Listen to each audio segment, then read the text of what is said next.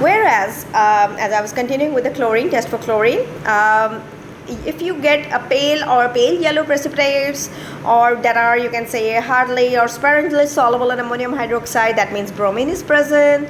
Whereas if you get yellow precipitates, or you can say that are insoluble in ammonium hydroxide, that means iodine is present, right?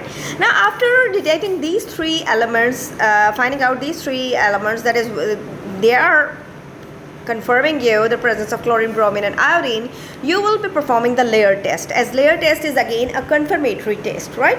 So you will take again 1 ml of sodium extract, and you will add chlorine water, almost 5 drops is enough, and you will shake them vigorously. Vigorous shaking, this is called vigorous shaking. In a test tube you will do the vigorous shaking, and you will leave it for a while, and you will observe that whether it has got a brown layer. Yes, you will find a brown layer, or you can say a violet layer. That simply indicates, brown layer indicates the presence of bromine, and if you get a violet layer, it indicates the presence of iodine.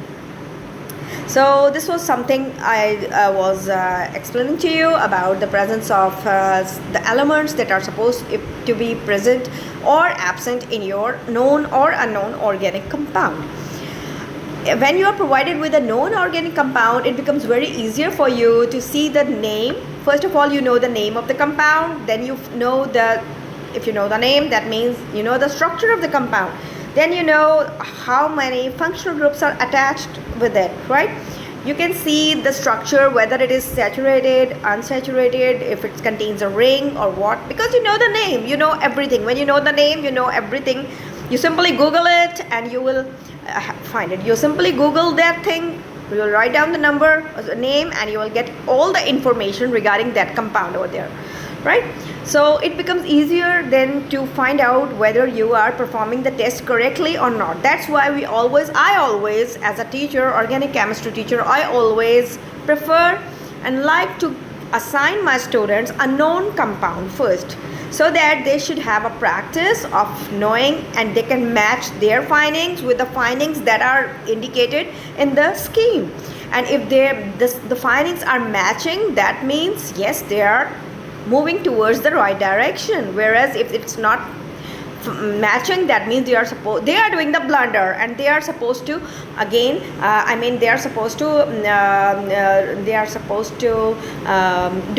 try again, right? Try again poem, you remember? So you have to try again, you have to repeat the test again if you are not getting the required results for the known compound, and your results are not matching with the scheme. That means you have done the blunder and you are supposed to do it again.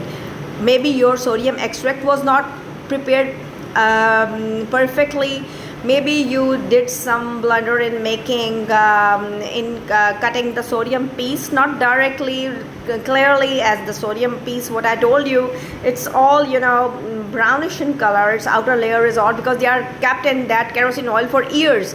They have been there, so they are not in their right form. So you need to cut them out properly, and you have to discard the outermost layer, and you have to take out the shiny sodium metal from inside.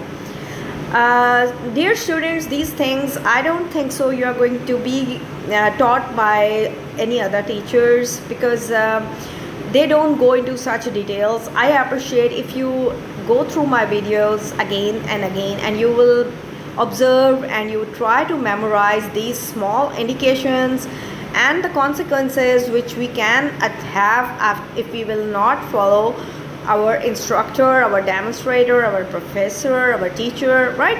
So I am here just to make you as comfortable as possible to learn about your scheme which you have done, and I hope I have achieved a little bit success in explaining you each and everything, because in the Zoom cloud class, most of the students were complaining that they are not following.